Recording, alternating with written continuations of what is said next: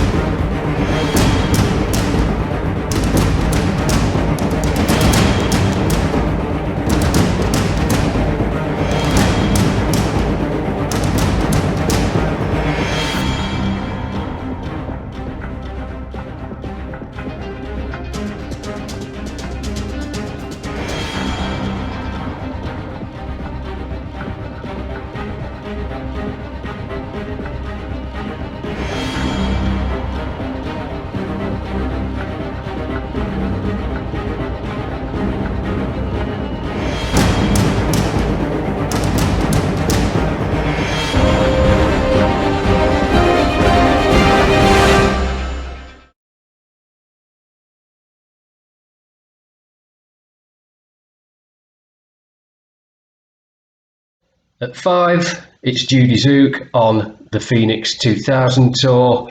That was at the Regal Centre in Worksop in Nottinghamshire on the 14th of April in the year 2000. Yeah, so I've made absolutely no secret about how much I'm a fan of Judy Zook. She's my absolute top favourite female musician, singer, songwriter, call her what you want. I just think she's awesome, and I finally got to see her live in the year 2000 at the Regal Centre just up the road from me in Worksop. It was on the tour called the Phoenix 2000 tour.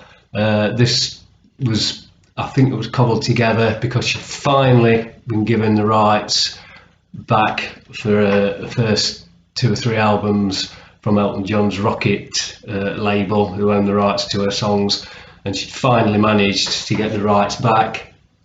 So to celebrate, I think she went out and did this tour, which meant that all the royalties for her music and the performance for songs from that era were going to her, and quite rightly so.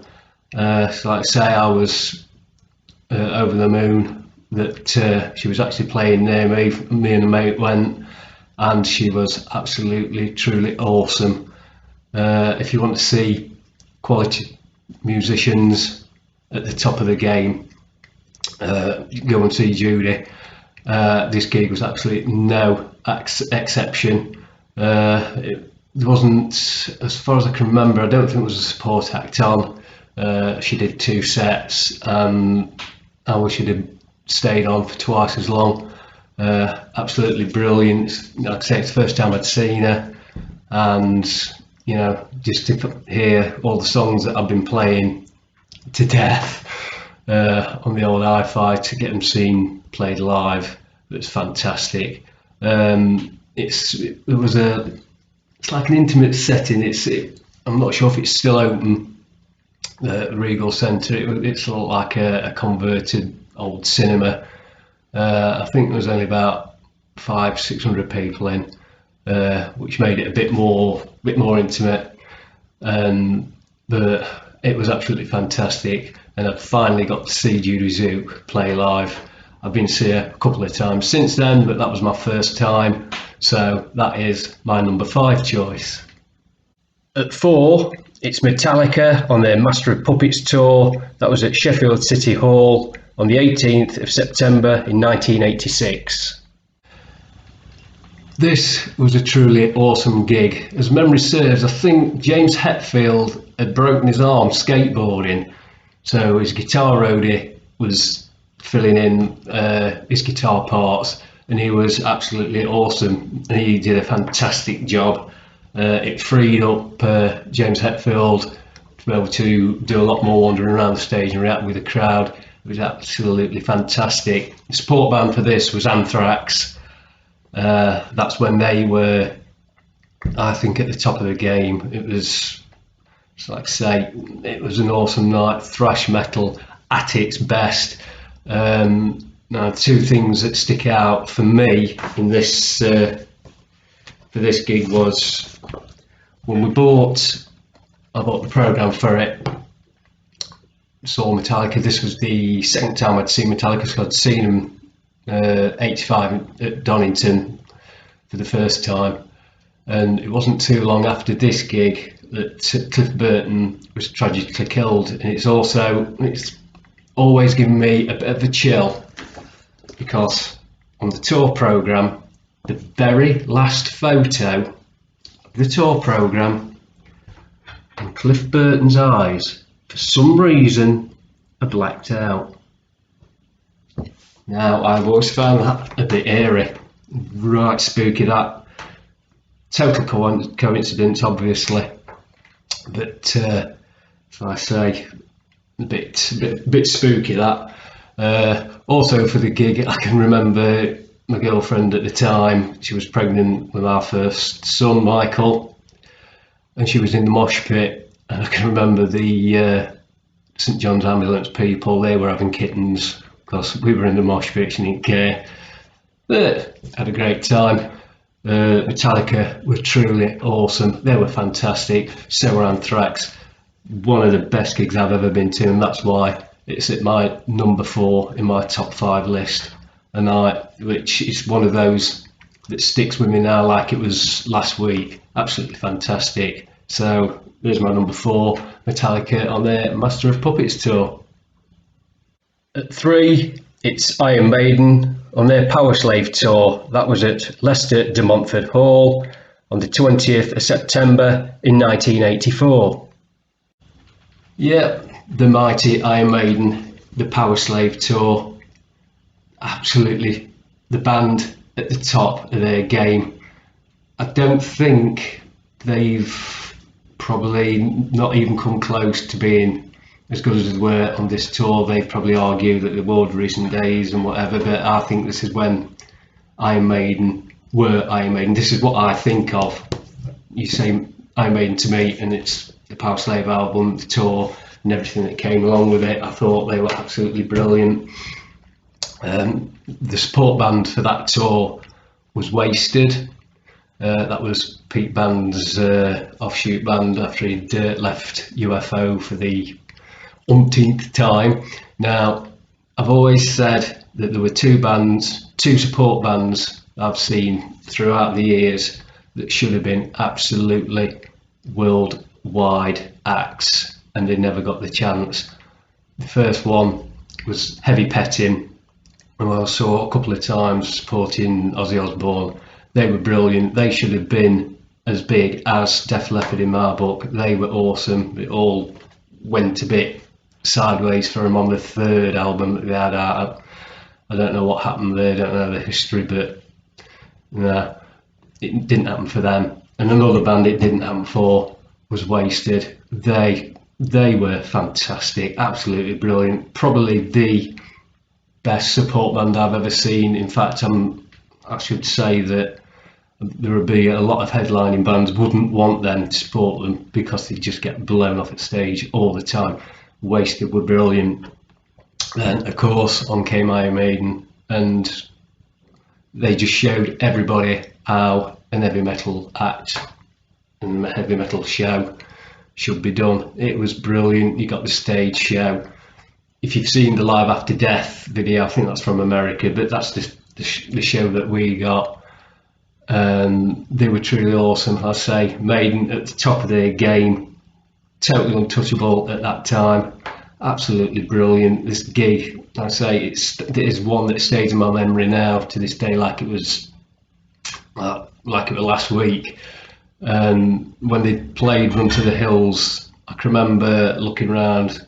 I was there banging, and I just stopped for a minute to look round, And I think everybody to a man and a woman was headbanging to that, and I've never seen that before, because you usually get the ones at the back, the well, shut up person, I will never laugh at anything ever crowd that stand at the back, and even they're into it.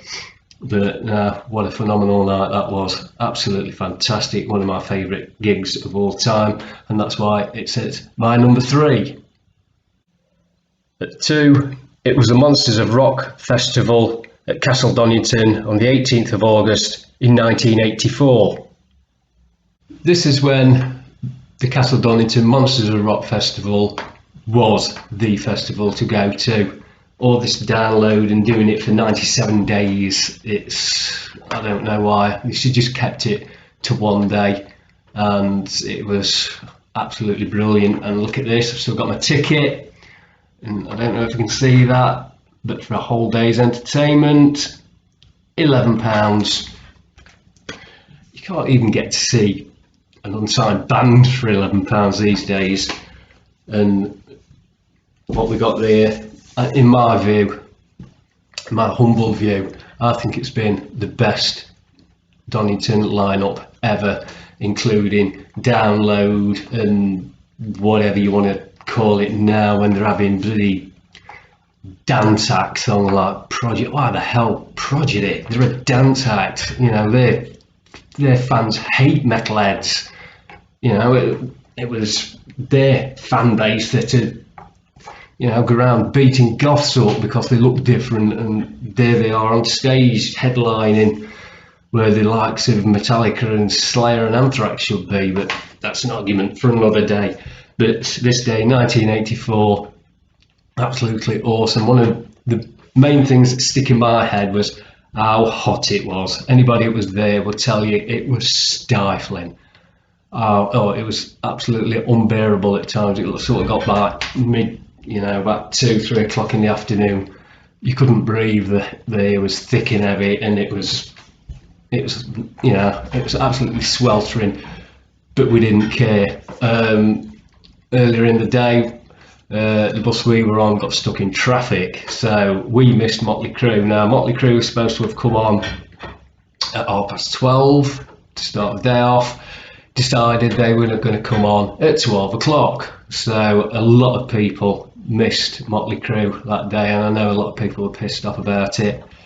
We finally got there, just got on to the ground just as Accept was starting, and they started off Fast as a Shark. What a way to start a show. Absolutely brilliant. Fast as a Shark, like I say, they played all the stuff that you know and love now, all the classics. They were brilliant. Then of course you had YMT, they were awesome. Gary Moore, he was awesome. And of course we've got Ozzy Osbourne on. Now Ozzy's stated that he's got a handful of gigs that he'd say today he was absolutely spot on, 100% happy with, and this show was one of them. I can remember halfway through his set there were a lad stood next to me, don't know, we were a total stranger, and I say crowd were going mental, and I could see him disappearing, so I had to grab hold of him like lapels on his jacket and grab him and pull him up, because otherwise he'd have got trampled. I think Ozzy was supposed to have been on for about 45 minutes, and after an hour he was still on. I think they ended up having to drag him off, but that was awesome. Then of course we had Van Halen on. That's the first time I'd ever seen Van Halen. There was all these rumours going around about how they were, splits and acrimony, and they're all coming in separate limousines and all this shenanigans that you've got. A lot of it total bollocks, but I say Dave Lee Roth, he was absolutely amazing. Eddie Van Halen, fantastic, awesome guitarist. He showed why he was the best guitarist of the era. They were absolutely fantastic. And then of course the headliners, AC/DC, and AC/DC, I don't think they ever put a bad show on. This was the second time I'd seen them. I'd seen them, like I say, in 1980 on the Bells Back in Black tour. And here we go, 4 years later, and I think it was around the Flick of a Switch album, was it? I think it was. But they were absolutely fantastic. The firework display, brilliant. One of my main memories from that day as well was trying to find the bus in the bus park. It was dark. We'd only got car headlights and bus headlights, and apparently my mate I went with, he said he was pissing himself because I'd walked past the bus no less than 4 times. I'd walked straight past it, and the little gate didn't knock on me and say, "Where are you?" It's just, no, I just sat and watched you walk past. But absolutely fantastic. My number 2 gig of all time, Monsters of Rock in 1984. Right, just before we get to number 1, let's have a look at the 5 that quite didn't make it into my list. Just bubbling under at number 10 was Def Leppard with Whitesnake and the Black Star Riders at the Nottingham Arena on the 13th of December 2015.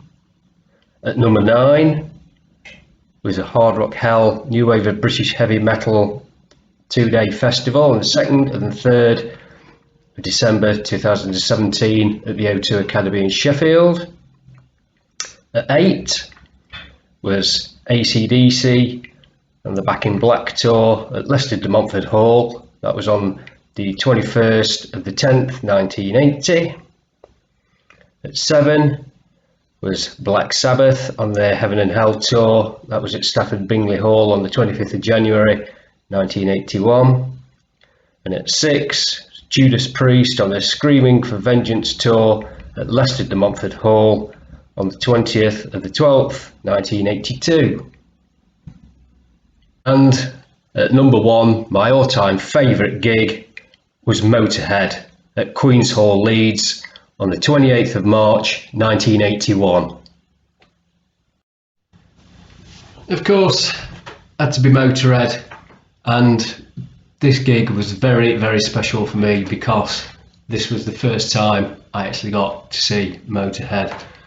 There were three or four bands on, supporting them as well. Lightning Raiders, they were a decent band for their era. Saw them supporting AC/DC like the year before. Tank, who I absolutely loved. I loved Tank. People had them down as second-rate Motorhead copyists. I never saw them as that. I absolutely loved Tank. I thought they were brilliant. Then there was Trust, and who had I think they had Nico McBrain playing for them on that. I'm not sure. I think they did. Maybe Miss Subtime are a bit too thick for proper thinking, but they were all right. I can remember Lemmy coming on because there were a section of the Motorhead crowd giving them some right stick. So Lemmy came on and told them in no uncertain terms that to either shut up or fuck off out his gig. So after that, Trust carried on. And then, of course, on came Motorhead. My heroes, the 3, Lemmy, Eddie and Phil. First thing that totally, absolutely blew me away was the volume. I have never known volume like that before or since. Now, I know AC/DC have got this sort of thing about being a very loud band. I'd seen them on the Hells Bells tour, like I said, the year before, but this volume was rip your face off at volume. I'd even stick my neck out on the line here and saying it was probably too loud for the venue. But no, it was absolutely awesome. I think this was called the Short Sharp Pain in the Neck tour because it's around the time when Phil had broke his neck prattling about, and I think it was just recovered, so he came back on. And of course, this was one of the gigs that was recorded for the No Sleep Till Hammersmith album. So not only was it my first time seeing the band, but I also ended up on the live album too, in the crowd. Absolutely fantastic. I say it was that was another venue that it was an old converted tram depot, I think it was. So it got hotter and hotter as the night went on. It was sweltering, but we didn't care. It was Lemmy, it was Phil, it was Eddie, it was Motörhead. This is when that classic trio was at the top of their tree. They just had the Ace of Spades album out, the Ace of Spades tour. They were winning every accolade and readers' poll that was going. This is when they were at the top of the game, and I don't think they'd ever played better or been a better band as that lineup. But no, it was awesome. All the classic songs that you could think of were played. Absolutely brilliant night. One that sticks in my memory now. I didn't manage to get a tour programme, but I did get the t-shirt, which I wore to death, and that just disintegrated. I did used to have it until about 5-6 years ago, but I think it didn't fit me anymore, obviously, and it was more holes than t-shirts. Quite literally, you could hardly see, print on the front and everything. It was just worn out. But no, absolutely fantastic gig, my first time ever.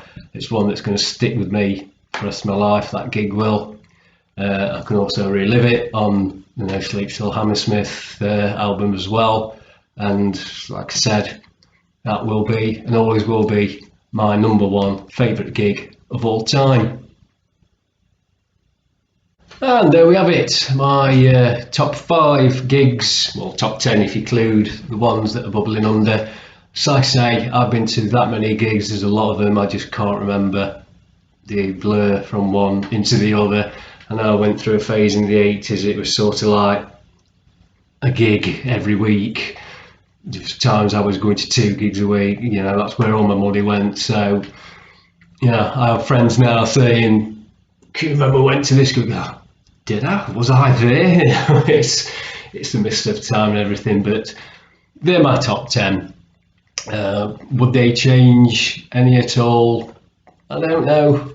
Probably the 6 to 10 might do. I don't know. Or, but that's it. So I'd like to know if any of you watching were at any of those gigs. The venues that I talked about. Did you see them on them tours? Was you that lad that I grabbed out of the crowd when Ozzy Osbourne was in playing at Donington? Very, very nice to hear from you all and hear your memories from those as well. Okay, so that's the end of yet another episode. Hope we all enjoyed that. Many thanks for watching, and if you haven't done so already, could you please subscribe to my channel? It's all very much appreciated. And of course, you can follow me too on Facebook and Twitter as always. So with all that in mind, many thanks for watching again. It's very much appreciated. And here's to seeing you all on the next episode of the Adrian Bauer Project.